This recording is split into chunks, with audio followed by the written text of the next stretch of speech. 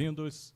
Iniciamos agora a primeira edição do projeto Diálogos, um palco para reflexões e debates entre o nosso Poder Judiciário Fluminense, a comunidade acadêmica e a sociedade civil. Este encontro é transmitido ao vivo pelo canal do portal Migalhas no YouTube, com mais de 181 mil inscritos, e pelo perfil do Tribunal de Justiça do Estado do Rio de Janeiro no Instagram, com mais de 112 mil seguidores. No lançamento do projeto Diálogos, vamos explorar a trajetória de uma figura monumental em nossa história jurídica e política, Rui Barbosa. Este ano, 2023, marca o centenário de seu falecimento. Que legado ele nos deixou? Quão atuais as suas ideias estão hoje? Vamos analisar como esse jurista, político, jornalista e ensaísta moldou o poder judiciário que conhecemos. Iniciamos com um trecho do podcast Rui Barbosa, 100 anos depois, Legado e Justiça, produzido pela Assessoria Especial de Imprensa do Tribunal de Justiça.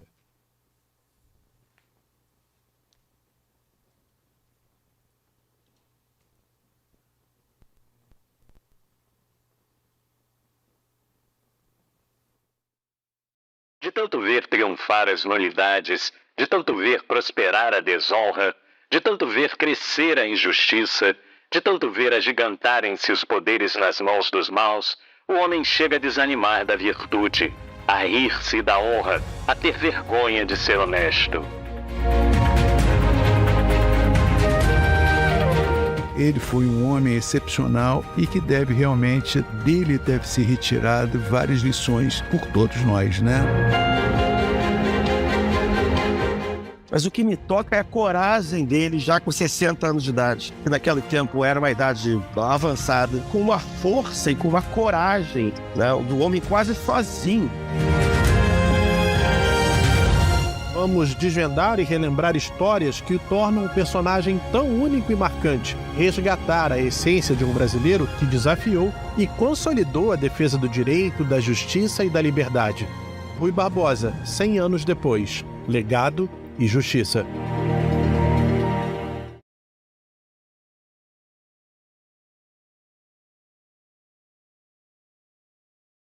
Após nosso debate, apresentaremos um QR Code, onde poderão acessar o documentário completo no perfil oficial do TJRJ no Spotify. Para enriquecer nosso diálogo, convidamos o presidente do Tribunal de Justiça do Estado do Rio de Janeiro, excelentíssimo senhor desembargador Ricardo Rodrigues Cardoso. Por gentileza, desembargador.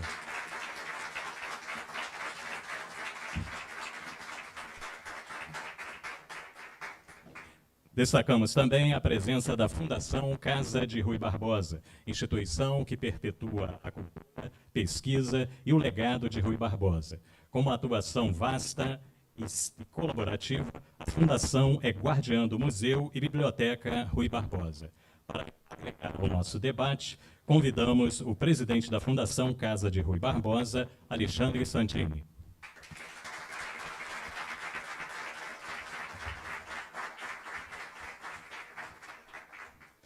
O portal Migalhas, maior veículo jurídico do país, é nosso parceiro neste evento.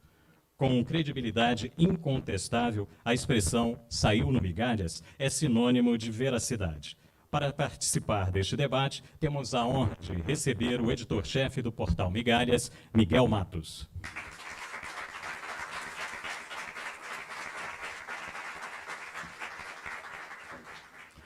Nosso encontro é mediado pelo assessor especial de imprensa da Presidência do Tribunal de Justiça do Estado do Rio de Janeiro, o jornalista José Carlos Tedesco.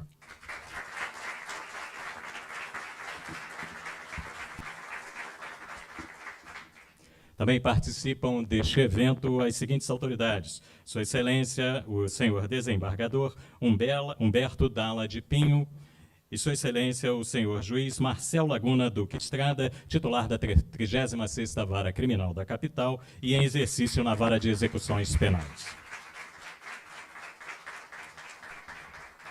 Agradecemos ao Museu da Justiça, parceiro fundamental na organização e produção desta primeira edição do Projeto Diálogos. Caso algum de nossos espectadores queira participar com perguntas, basta sinalizar para a nossa produção. Que tenhamos um debate frutífero e esclarecedor a todos.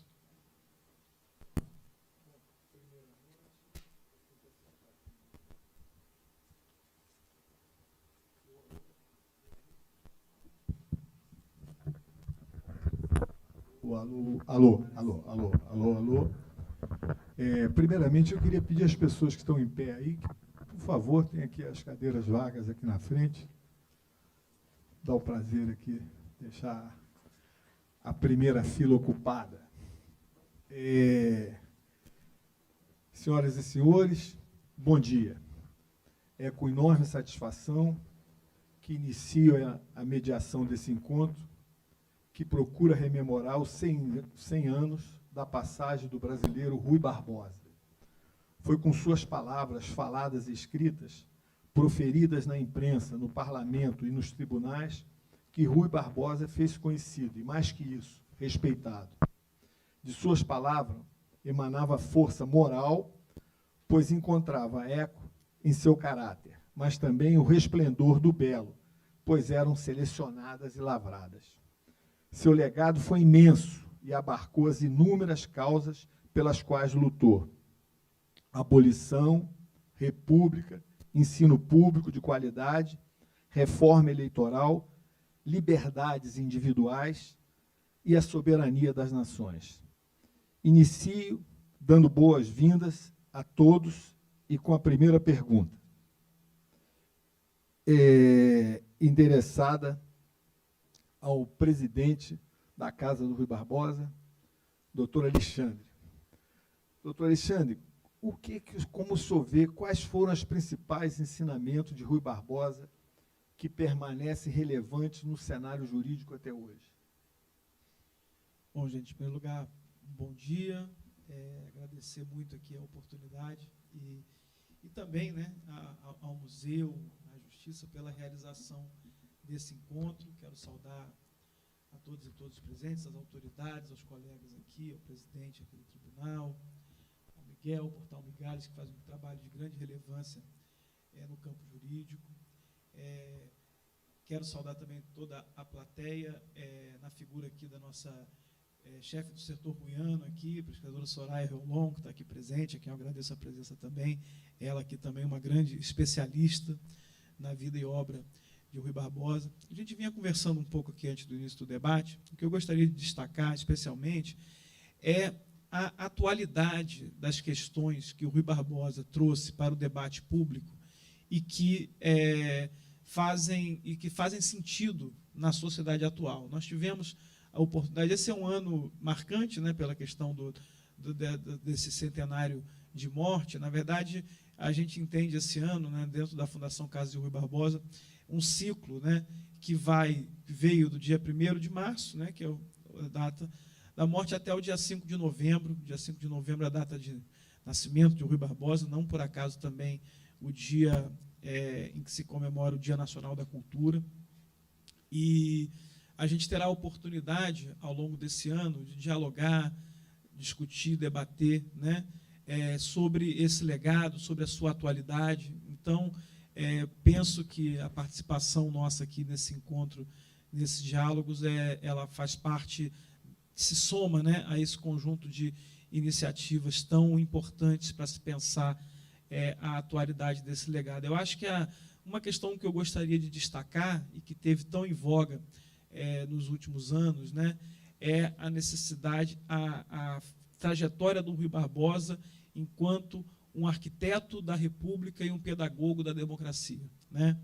Um homem que, de alguma maneira, inaugurou o conceito de sociedade civil no Brasil, né? Que construiu uma cultura cívica, que militou pela construção de uma cultura cívica. É impossível... o Rui Barbosa é um personagem polissêmico da história brasileira. É impossível analisá-lo apenas por um ângulo, porque o jurista, estávamos conversando aqui agora, o jurista se encontra com o diplomata, que se encontra com o jornalista, que se encontra com o político, com o homem de letras, né, como profundo estudioso da vida e do pensamento brasileiro. Então, se a perspectiva, eu chamo a atenção para essa perspectiva, quer dizer, um jurista, mas um jurista humanista, um jurista que pensa também, que pensou, né, o direito na perspectiva porque ele não estava simplesmente exercendo o direito, ele estava inaugurando, em grande medida, né, o que viria a ser o arcabouço jurídico e institucional brasileiro, e que, inclusive, né, como falávamos recentemente aqui sobre a Conferência da Haia, e que, inclusive, foi, né, serviu de esteio para se pensar, inclusive, também o ordenamento jurídico mundial, o direito internacional. Então, o seu legado é um legado que só pode ser entendido na medida em que a gente compreenda esse caráter universalista do seu pensamento, da sua obra e da sua atuação na sociedade brasileira e no mundo. Então, de certa maneira, estar aqui representando a Fundação Casa de Rui Barbosa é um orgulho e uma honra também, porque é uma instituição também polissêmica, é uma instituição também polivalente, é uma instituição de memória, ela é um museu-casa, é o primeiro museu-casa do Brasil nessa modalidade. Ela constitui também um centro de pesquisa em diversas áreas, no direito, na filologia, na história, nos estudos ruianos, na literatura, o Arquivo-Museu da Literatura Brasileira, que guarda acervos, né, de figuras mais importantes e exponenciais da literatura brasileira. Começou com Drummond de Andrade, mas temos Clarice Lispector, Pedro Nava, Rodrigo Melo Franco, uma série de outros autores também, e personalidades importantes da literatura e do pensamento brasileiro, e tudo isso sob a inspiração de Rui Barbosa, né?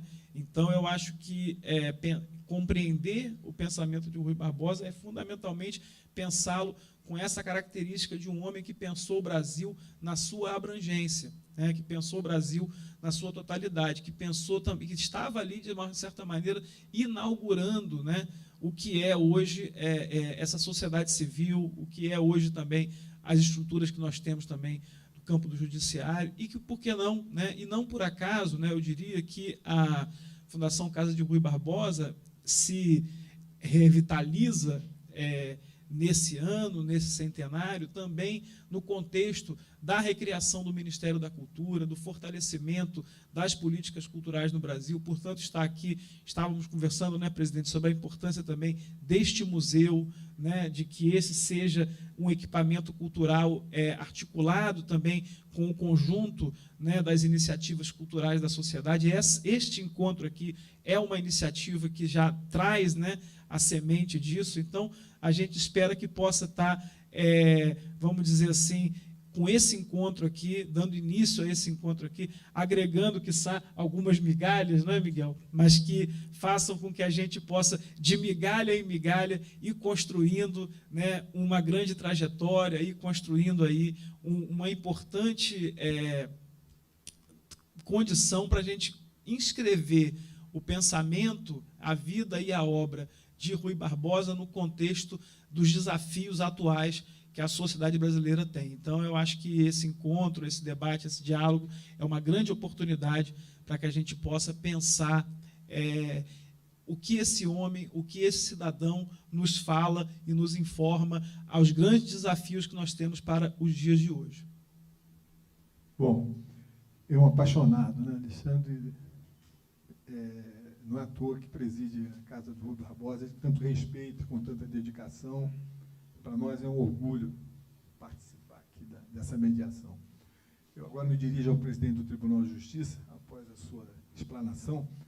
O que o brasileiro Rui Barbosa deixou e que o Tribunal de Justiça, nos tempos atuais, pode aproveitar, e o que ele ainda nos ensinou, presidente? Bom dia a todos. Primeiramente, eu quero saudar a você, Tedesco, por essa iniciativa, essa ideia de trazer ao debate, né, inaugurar um debate, inaugurar os diálogos, né, com um tema tão importante que é a vida de Rui Barbosa, os seus reflexos no meio jurídico. Quero agradecer muito ao Alexandre, ao Miguel, né, em nome do tribunal, por terem aceitado esse convite da assessoria de imprensa, que trabalha junto com o museu, nessa iniciativa que espero que tenha continuidade.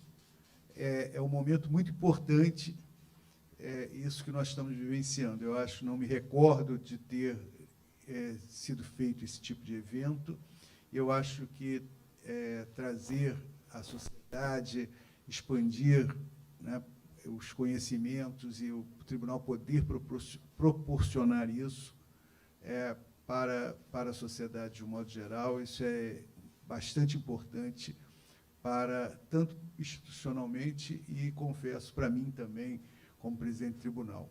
Então, a participação da Casa do Rui Barbosa, do Portal Migalha, né, nesse evento, só pode merecer o nosso agradecimento por terem despendido um pouco do precioso tempo de vocês aqui conosco.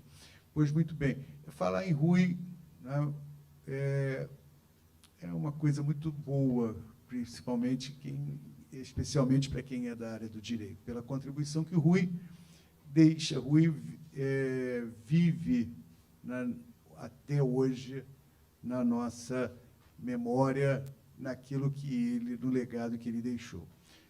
Você, Alexandre, já deixou muito claro, né, o papel, as multifaces de Rui, né? Quando ele entra, ele é um político, ele é um diplomata, ele é um jurista, ele é um filósofo, é um influenciador, se a gente comparando, né, com o que hoje é. E realmente o legado dele, ele se reflete tanto na área externa, nas ideias que ele proporcionou, e que nós vamos ter oportunidade de falar aqui, como na área interna, nas diversas funções que ele exerceu como político. Mas, especialmente no mundo jurídico, ele deixa para nós do judiciário, trazendo aqui, como se diz vulgarmente, puxando, né, para o nosso lado, para a nossa... a independência, a ideia de independência, de um judiciário independente, de um juiz independente, livre, que possa decidir livre das pressões, quando ele pensa num Supremo Tribunal, seu papel constitucional. Isso se reflete até hoje, né? Isso é um caminho que foi irreversível. Não se tinha, antes da Constituição de 1891, não se tinha isso, né? Então, foi ele que planta essa ideia, e dali se desenvolve toda essa teoria que até hoje é abraçada no mundo jurídico, né? No plano internacional, várias ideias que a gente vai ter oportunidade de falar. Então, é um legado muito forte, Tedesco, que fica para nós todos da área jurídica.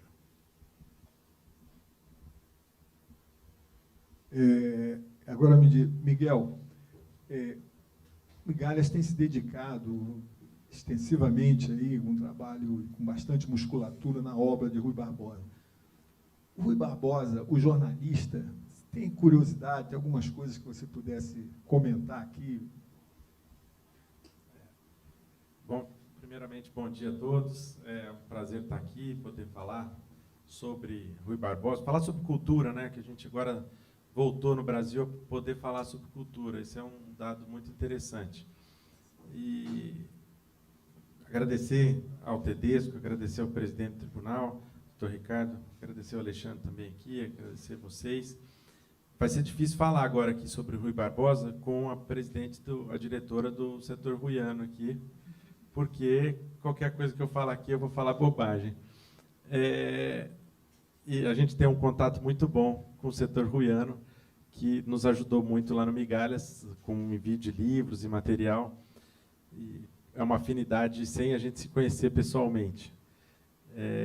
Por afinidade pelo personagem. O Rui Barbosa, é interessante você começar a estudar o Rui Barbosa, porque você, depois, quando você começa, não só com o Rui Barbosa, mas com outros autores, quando a gente começa a pesquisar muito, parece que o autor está do seu lado. Você parece que começa a conviver com ele. O problema do Rui Barbosa é que ele trabalhava 12, 13 horas por dia e escrevia esse tempo todo e estudava esse tempo todo. Então, é um pouco cansativo, porque você começa a estudar junto com ele e você começa a perceber que, para você entender o Rui Barbosa, você praticamente tem que viver de novo. Tem que viver a vida dele, porque é muita coisa, é muito material, é muito assunto, e ele tinha uma vivacidade muito grande e um trabalho muito forte.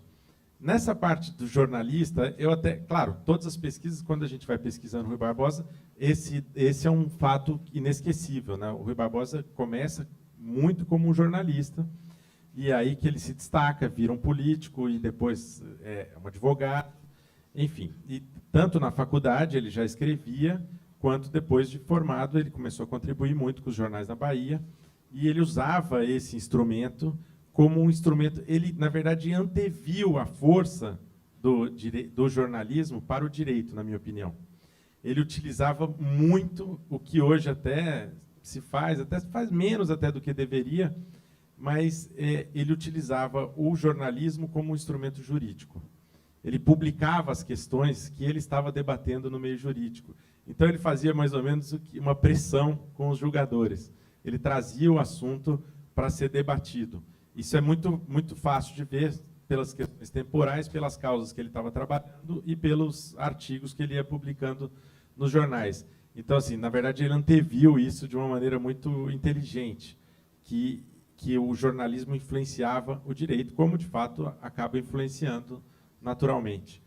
Enfim, vão ter muitas coisas para a gente debater, e eu falo em migalhas, então vou falar pouco também. Bom. Alexandre, dentro disso que o Miguel falou, dessas provocações e tudo, nós temos projetos previstos esse ano, para o próximo ano, na Casa Rui Barbosa? Eu acho que depois eu até, se em algum momento for possível, pediria que a nossa Soraya aqui pudesse até falar um pouco sobre o seminário que está sendo pensado para o fim do ano, né? Que é um seminário que vai trazer uma discussão sobre o legado, sobre a atualidade da obra de Rui Barbosa e tal, e acho que é muito interessante que a gente possa, ela mais que eu, mais que nós aqui, vai poder já deixar um pouco apontado, né, um evento para o qual, desde já, acho que a gente estende o convite aqui ao tribunal, aos convidados, aos colegas, ao Migalhas, para que a gente possa estar construindo isso junto.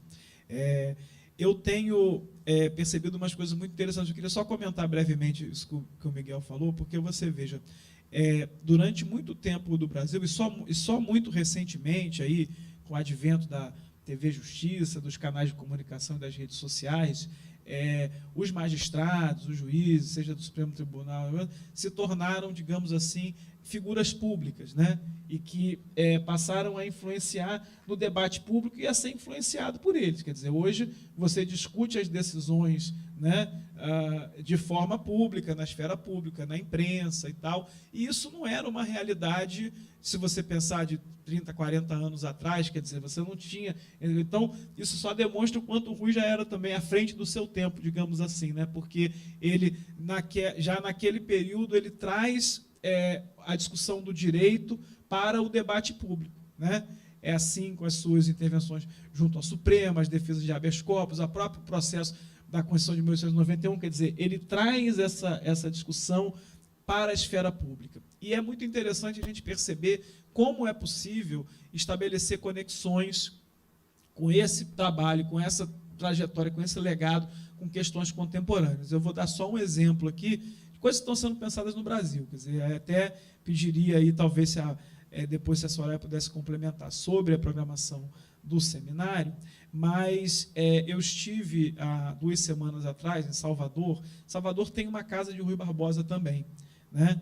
É uma casa do século, um casarão do século XVII. Hoje ele está fechado, mas ele é vinculado à Associação Baiana de Imprensa. Interessante porque ali, né, existe um vínculo muito forte. A Associação Baiana de Imprensa faz um grande trabalho. Essa semana, inclusive, eles publicaram um suplemento no jornal à tarde, no domingo. É um gibi que conta a história de Rui Barbosa, para público infanto-juvenil, muito interessante. Então, são iniciativas que estão acontecendo no Brasil que vale a pena a gente ter noção também, né? Então, e eles estão com um projeto lá, estava comentando essa semana lá com os colegas na casa.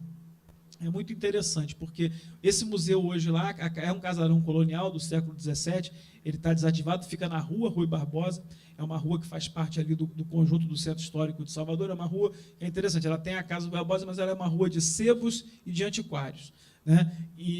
Inclusive, o projeto passa, inclusive, pela revitalização dessa rua, porque ela ainda não entrou, digamos assim, no arcabouço do que é a revitalização do Centro Histórico de Salvador, mas precisa. Então, um dos objetivos esse ano é chamar a atenção, né, para que possa ser feito um conjunto de intervenções ali para a revitalização daquele espaço público, né? E aí você vê Rui Barbosa como, inclusive, um inspirador disso, de possibilidades de recuperação e requalificação de ambientes públicos, né?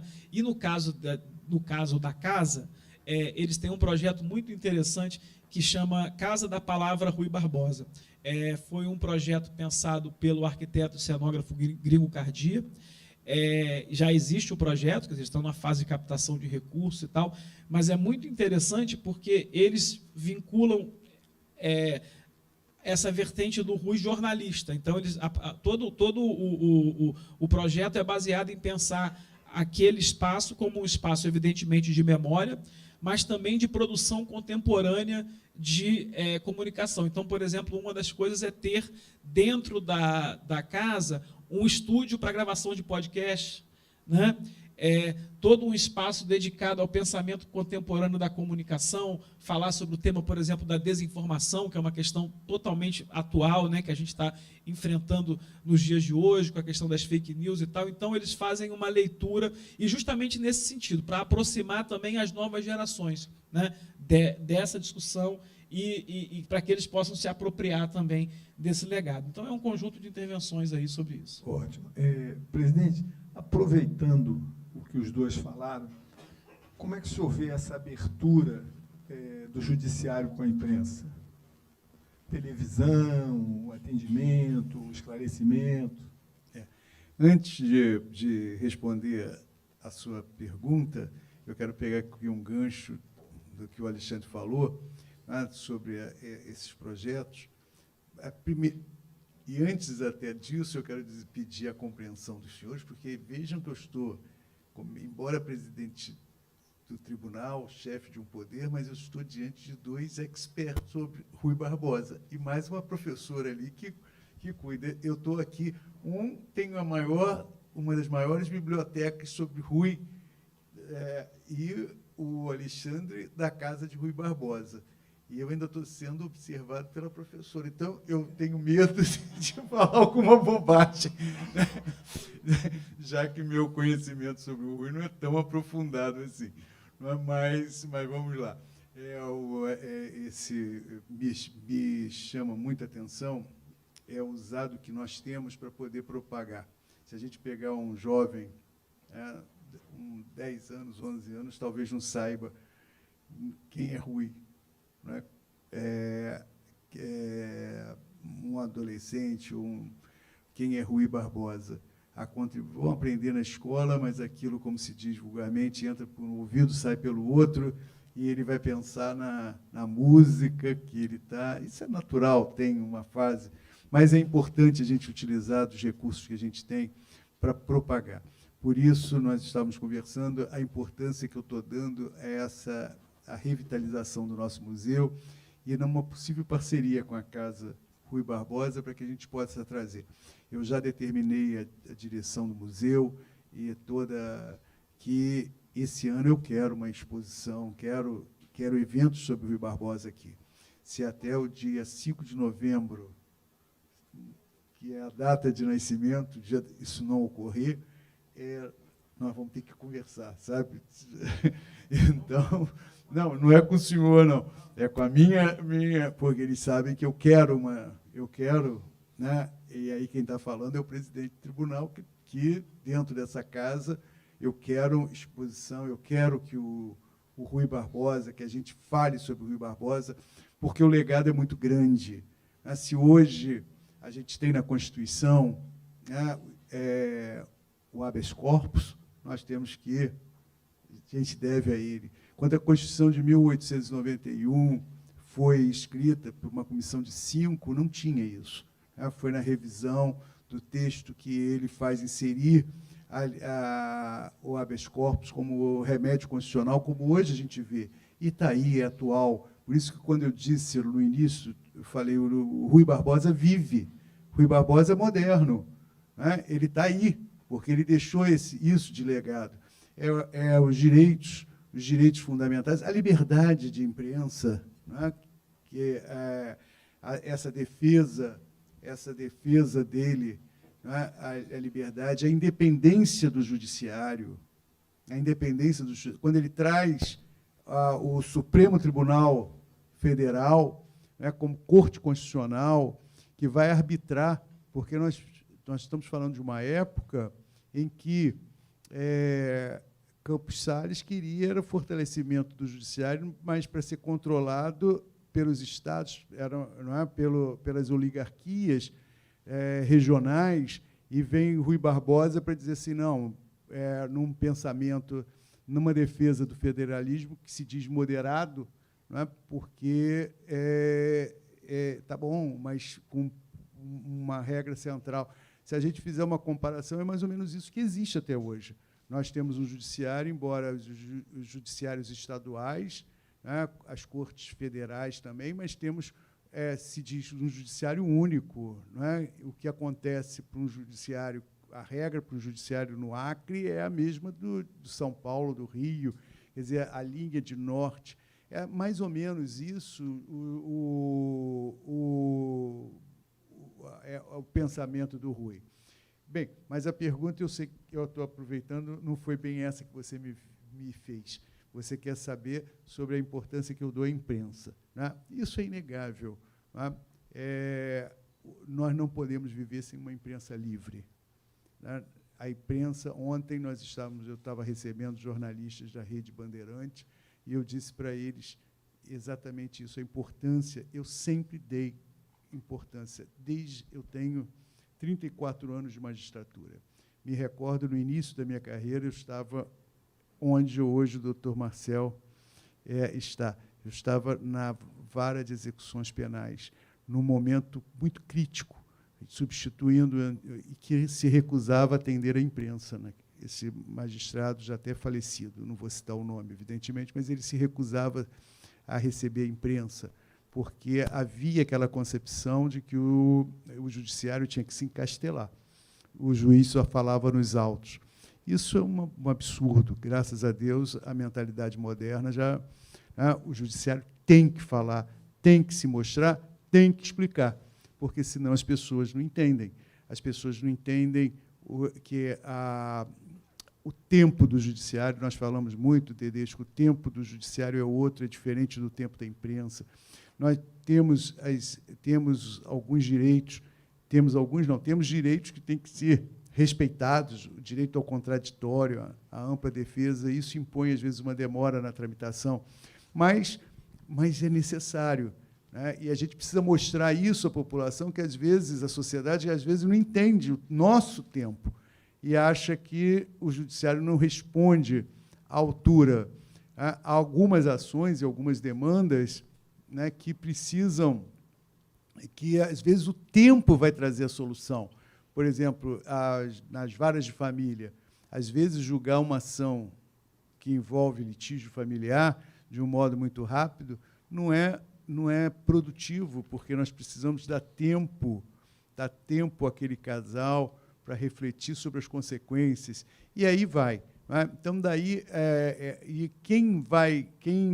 ninguém melhor do que isso, a imprensa como veículo de comunicação, que a gente pode se utilizar para explicar à sociedade. Né? E daí, fazendo agora um link com o Rui, que é o foco do nosso debate, por isso a gente precisa de uma imprensa livre, por isso a gente precisa de uma imprensa que possa falar com responsabilidade. Ontem eu estava falando isso, quer dizer, a imprensa tem que ser livre, tem que falar, tem que mostrar as mazelas, os malfeitos, mas tem que ter responsabilidade, especialmente num mundo como hoje de transição. Especialmente, e aí eu fico muito à vontade de falar, porque a gente tem aqui o Miguel, que é de um site sério, de um portal sério, que tem essa responsabilidade, né, de não divulgar fake news. Pode acontecer? Pode, mas são aqueles erros que a gente aconteceu, mas que a gente não deseja, e, às vezes, isso pode ocorrer com qualquer um de nós. Ninguém, eu costumo dizer, a gente tem que desejar fazer a coisa certa. Ainda que erre, a gente erra pensando, mas com o princípio de que, certo de que a vontade não era aquela, a vontade a gente estava fazendo aquilo achando que era o certo, né? E não dolosamente errar. Bem, e aí a figura que proporciona isso, essa liberdade toda da imprensa, né, da gente poder falar. É isso. Antes de passar a pergunta aqui para o Miguel, eu queria anunciar a presença do desembargador César Cury, presidente do Núcleo Permanente de Métodos e Soluções de Conflitos. É um prazer tê-lo aqui.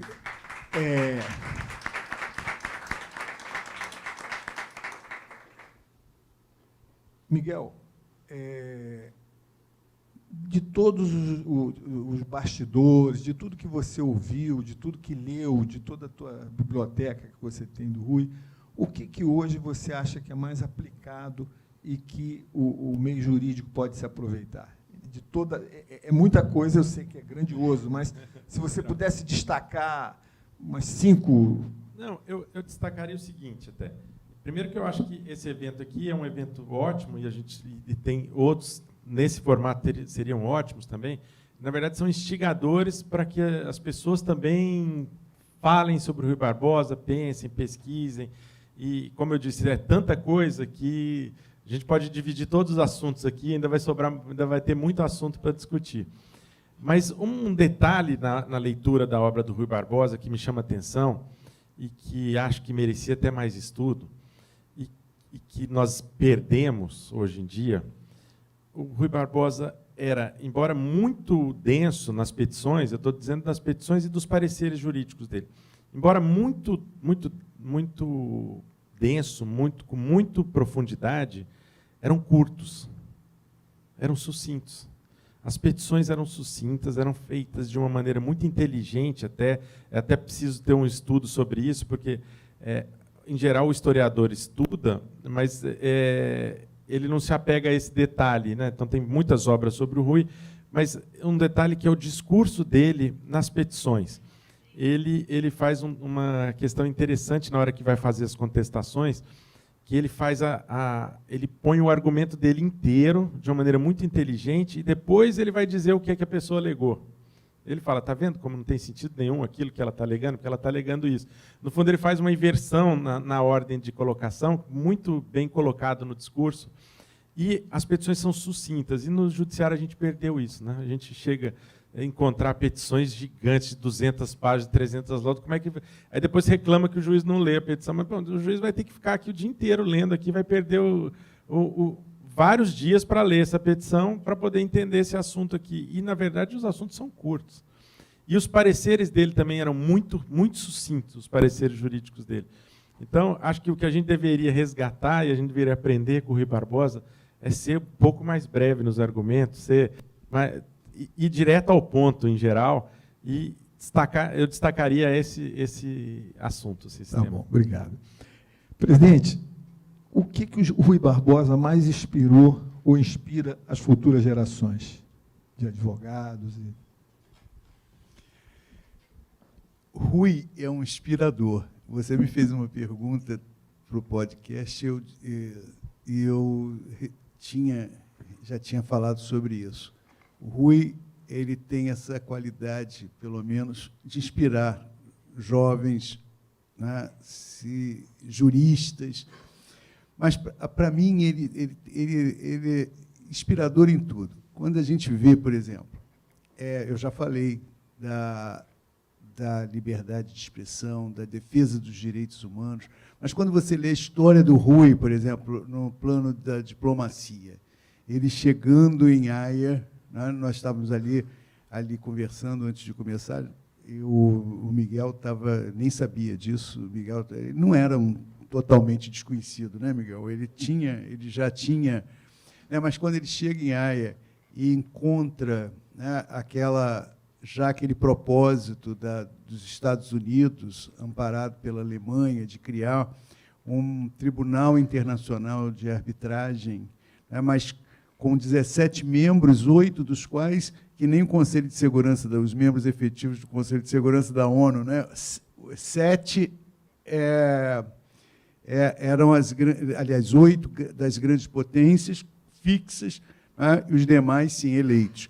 E ele se opõe a isso ardorosamente, né, e desenvolve com isso, ele vai, sob a orientação de Rio Branco, com quem também conversávamos isso, com quem ele se comunicava quase que diariamente. Nós estamos falando isso, vamos lembrar que nós estamos falando de 1907, né, e que ele falava quase que diariamente, através de telegramas, recebendo orientações. Ele consegue ali reverter aquele quadro pelo apoio dos países latino-americanos. Quando ele vai, em 1916, numa conferência em Buenos Aires, para defender que neutralidade não é o mesmo de omissão, passividade.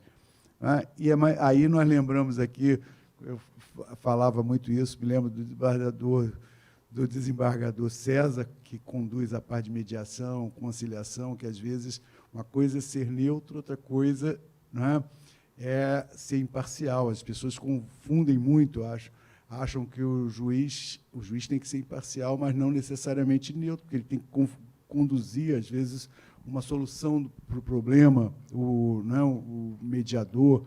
Então, quando ele e aí, mais tarde, faz com que o país, com que o Brasil, né, largue aquela posição de neutralidade, quando ele pensa, se torna o primeiro-ministro da Fazenda e vem com uma política de desenvolvimento, né, quer que deixa o único produto de exportação da economia, que era o café, ele pensa no... Então, todos esses fatores, se a gente for... são fatos que inspiram, que a gente pensa assim, como é um homem, né, de um outro tempo, que se a gente puder transferir isso tudo para hoje, é assim que devem ser as pessoas, né? Acreditarem naquilo que elas fazem, que elas pensam, e avante. São proposições que realmente, que até hoje se mostram modernas, atuais, né, e que a gente tem que ir em busca daquilo que a gente acredita, né? Então, por isso tudo, né, e tantas outras coisas, é que o tempo não nos permite falar. A história é muito rica sobre Rui Barbosa, né? A gente tem que dar algumas pinceladas. Isso tudo é inspirador, tanto para mim, quanto, creio eu, para qualquer um de nós aqui. Talvez muitos aqui não soubessem esses fatos, mas é isso que o Rui deixa para a gente. Né? Então, é muito bom, nesse momento, a gente lembrar esses fatos.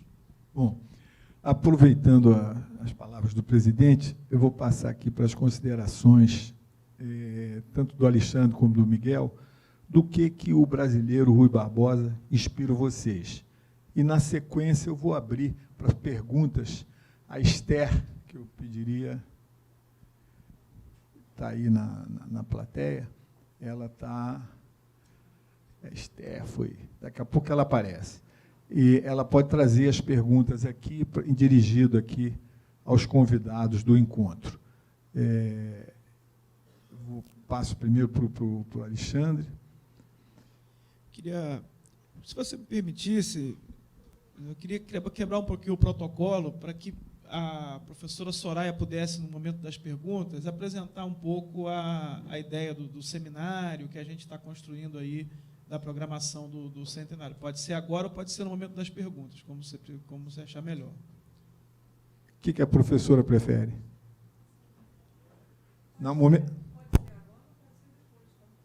No final das perguntas? Está ótimo, então. Aí, quando abrir as perguntas, se puder passar para ela. Tá bom, tá ótimo. Eu queria pedir essa gentileza para a gente poder, inclusive, porque acho que as colocações dela podem até também trazer outros elementos para a gente poder fazer aqui o debate. Eu volto um pouco ao tema em relação a esse caráter inspirador e o que inspira o brasileiro Rui Barbosa. Eu acho que a gente está no momento do Brasil de reconstrução democrática, de reconstrução do tecido social brasileiro, né? Acho que a sociedade brasileira, isso para além das opções ou das preferências políticas, quer dizer, ela está profundamente cindida, ela está profundamente dividida, e isso gera um trauma social, né? E é o tema não só da polarização, mas é o tema também da injustiça, da desigualdade, né? Então, eu acho que, fundamentalmente, Rui Barbosa tem a nos trazer a perspectiva de um país que pode dar certo, né? Porque o Brasil é um país que tem todas as qualidades, a capacidade, um legado também riquíssimo, e acho que Rui representa isso, né? Esse legado, essa tradição política, jurídica, intelectual, essa importância que o Brasil tem também no concerto das nações, esse papel internacional que o Brasil, no mundo também em crise, no mundo também em conflito, né? Então, eu acho que essa é a atualidade, quer dizer, Rui nos convida a ter grandeza, né? A pensar o Brasil como um país importante, como um país que tem o que oferecer ao mundo, como um país que tem condições de oferecer direitos e dignidade à sua população, né? Como um país que pode se livrar da desigualdade, da injustiça, né? Um país que pode efetivamente construir um futuro melhor. Então, ele inaugurou, em grande medida, né, o que seria essa cultura cívica e democrática, a própria democracia brasileira, só que eu acho que, nesse momento, a sociedade precisa se apropriar desse legado para construir, de fato, aquele país que o Rui Barbosa sonhou, mas que ainda não está plenamente realizado, né? Então, eu acho que ele nos inspira a seguir o seu caminho e a construção de um país melhor para todos nós. Miguel. Bom, depois dessa fala dele, isso, porque, na verdade, é exatamente isso. O país que ele pensou e o país que ele queria, e ele, às vezes, era tido como americanófilo até, mas, na verdade, é porque era um modelo de federação, mas era exatamente um nacionalista, e pensava o Brasil, e pensava ideias para o Brasil, ele olhava o mundo e tentava se aproveitar das melhores coisas. Mas o que eu gostaria de deixar como registro é que o Rui Barbosa tinha uma ética muito grande. Ele tinha uma correção na conduta, e ele, quando ele achava que as coisas eram erradas, podia ser um correligionário, podia ser um amigo, ele criticava, e ele era muito duro na crítica, e ele ia para cima, e ele brigava, e então, assim, ele não tinha... ele não se dobrava por nada quando ele entendia que a questão era ética, era a coisa correta. E isso trouxe para ele muitos inimigos. Então, Rui Barbosa, embora tenha uma legião de idolatria, inclusive na época, tinha também os haters dele. E engraçado que isso houve uma herança disso. As pessoas têm, ainda tem muitas pessoas que adoram Rui Barbosa, porque o avô adorava, porque o tio adorava, porque o bisavô adorava, e também tem aqueles que odeiam porque as outras pessoas, porque os anteriores odiavam, falavam mal do Rui Barbosa. Então, só para deixar uma curiosidade, eu fiz várias matérias sobre o Rui Barbosa, e tinha uns leitores, agora, nesses últimos, por causa do centenário, e tinha muitos leitores que ficavam xingando o Rui Barbosa. Por que está falando de Rui Barbosa agora? Esse cara fez não sei o quê. Porque tem várias polêmicas envolvendo o Rui Barbosa. Então, até hoje ainda tem as pessoas que não gostam do Rui Barbosa. É natural, as pessoas que são proeminentes têm as pessoas que gostam e aquelas que não gostam, isso acaba sendo natural. Mas a ética dele, ele manteve em vários momentos, tem várias passagens sobre isso, e acho que o que fica de legado muito é isso, é você fazer a coisa certa, independente do que é que tiver à sua volta. Muito bom. Antes de passar para a professora, em nome da administração, da gestão do presidente Ricardo Cardoso, quero agradecer o apoio do museu, de todos os servidores, de todos que nos ajudaram a realizar esse evento, que, como o presidente disse, é o primeiro de muitos. A direção do museu aqui nos ajudou em tudo que nós precisamos, todos envolvidos, cerimonial. Eu queria agradecer também, presidente, um servidor nosso da assessoria de comunicação que desenhou todo o projeto e que sofreu um acidente e não pôde estar presente, que é o Felipe. E ele está participando aí pela internet, está vendo, então também gostaria de agradecer, que ele é entusiasta desse projeto e tal, e nos ajudou. Então, eu queria agradecer o Felipe e a todos os envolvidos, a presença de todos vocês, e passo aqui a palavra para o presidente. Antes vou passar para a professora, tá certo?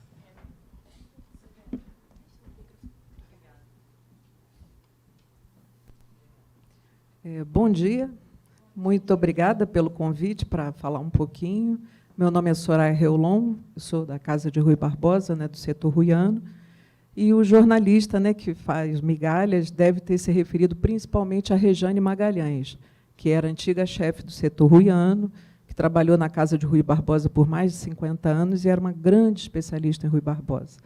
Né? Então, eu sei que o contato entre vocês era muito grande, ela cedeu muito material e deu muitas informações.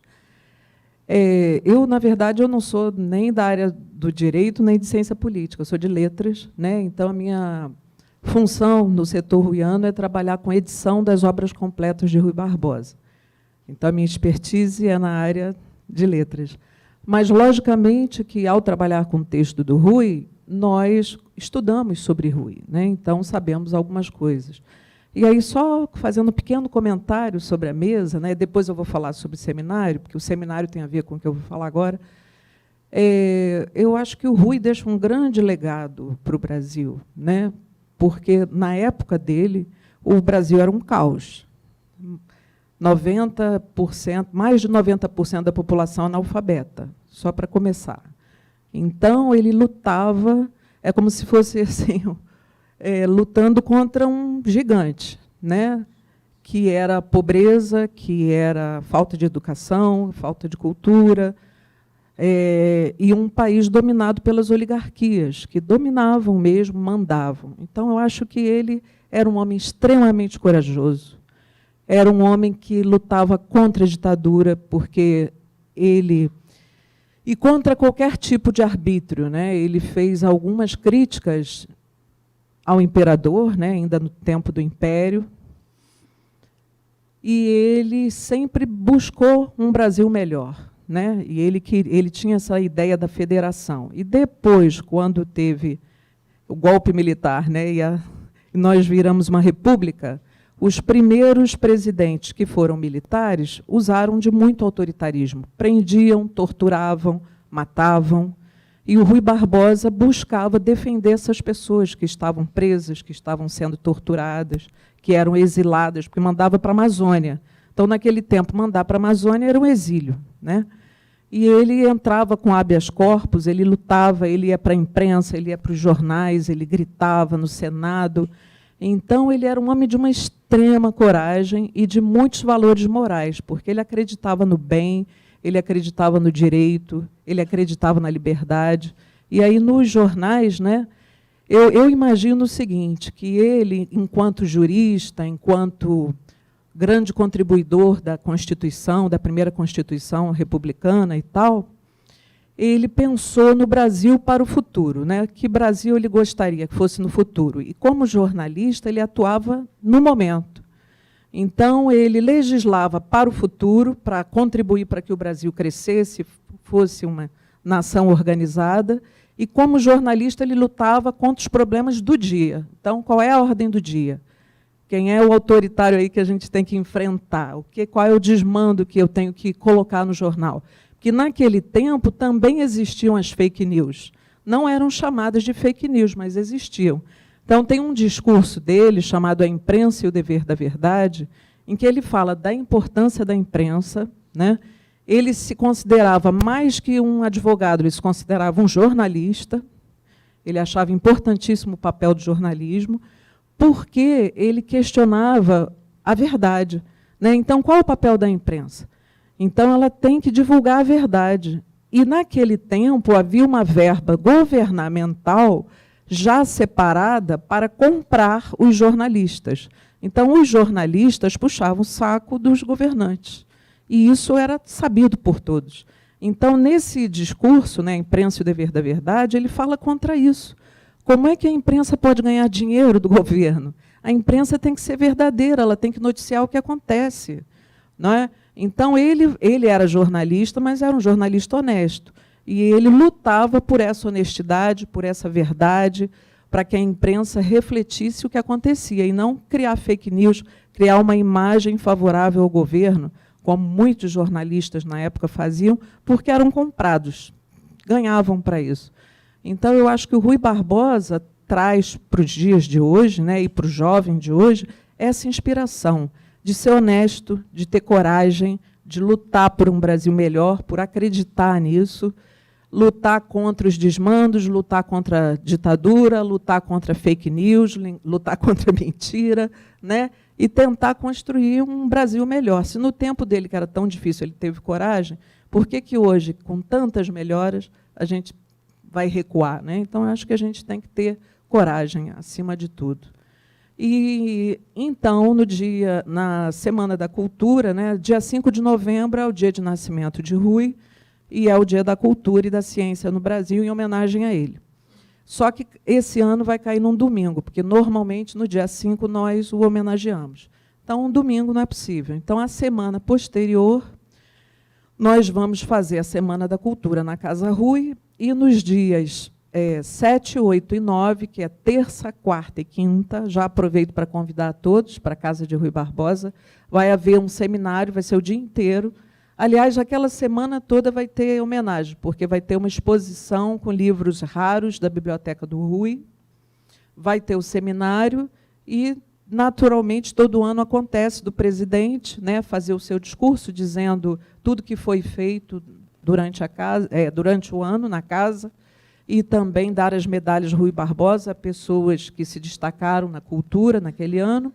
E o seminário vai falar sobre a importância do Rui. Então, serão 3 dias. No primeiro dia, nós vamos falar 100 anos sem Rui, é o título do seminário, e nós vamos falar Rui Barbosa atando as pontas da vida, né? Atando as 2 pontas da vida, aproveitando a citação do Machado de Assis, né? Porque ele nasceu 5 de novembro e faleceu dia 1º de março. Então, esse ano do centenário, a gente, na Semana do Nascimento, vai comemorar toda a trajetória do Rui. Então, nós vamos analisar como era o Brasil quando o Rui nasce, né? Qual era o cenário brasileiro, o que era o Brasil. Depois, qual é a obra do Rui, em que setores ele atuou e o que ele fez. E a terceira mesa seria quais são as reverberações do pensamento e da ação do Rui até hoje, que é o que se começou a discutir hoje aqui, né? Então, o que ainda está vivo do pensamento do Rui? Né? Onde ele ainda aparece? Né? Então, esse é o primeiro dia, falando sobre Rui. E nos outros 2 dias, nós vamos falar sobre a Casa de Rui Barbosa como um plantio de Rui também, né? Que o Rui tem um texto em que ele fala que há pessoas que plantam a couve para o alimento diário, né, momentâneo daquele. E há pessoas que plantam semente de carvalho para o abrigo do futuro. Então, a gente vai colocar a Casa de Rui Barbosa como uma semeadura, né, do carvalho de Rui, e que deu frutos, porque, na verdade, a Casa Rui não só guarda, né, e cuida do que Rui deixou, uma biblioteca de mais de 30 mil livros, quando ele faleceu, um acervo documental dele, né, que ele foi colecionando sobre ele ao longo da vida, de mais de 60 mil documentos. Então, além disso, e além da casa que virou o primeiro Museu Casa do Brasil, depois, para preservar toda a produção intelectual dele, né, que se montou o projeto de edição das obras completas, que ele levou pouco mais de 50 anos para escrever, e nós estamos há 80 anos para editar, ainda não editamos tudo, porque fazer uma edição cuidadosa é muito trabalho. Então, esse primeiro trabalho de edição das obras completas, né, da produção intelectual, foi o germen da criação do Centro de Pesquisas, porque se criou um departamento de filologia para fazer esse estudo filológico, essa publicação, depois o setor ruiano para cuidar de vida e obra, aí depois o setor de direito, o setor de história e, por último, o setor de políticas culturais.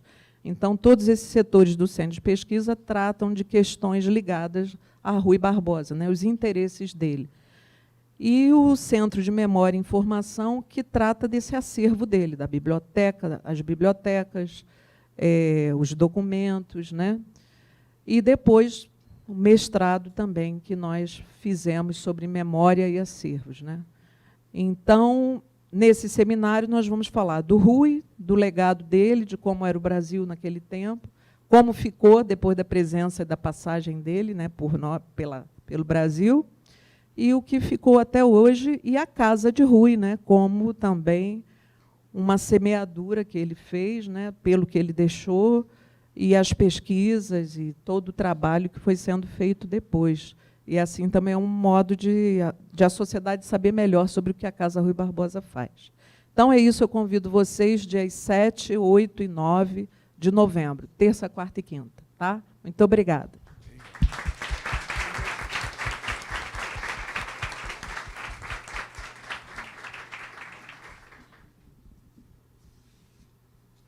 Presidente, palavra do senhor. O senhor pode dar já algumas novidades, que eu sei que o senhor está... Sim. Tedesco, eu só lastimo que foi pouco tempo. Está tão bom falar sobre Rui, trocar essas ideias, a gente não tem muita coisa para falar. Né?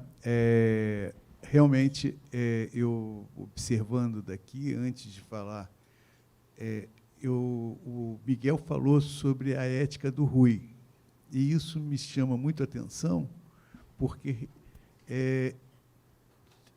ele teve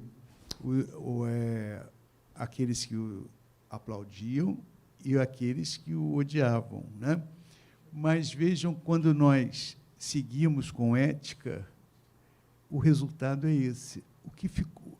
Que homem público, né, deixou um legado tão importante, né, como o Rui. Quer dizer, embora com detratores, embora com aquela dureza, né, de dizer, de não ceder, a história registra o aplauso, né, àquela figura do Rui.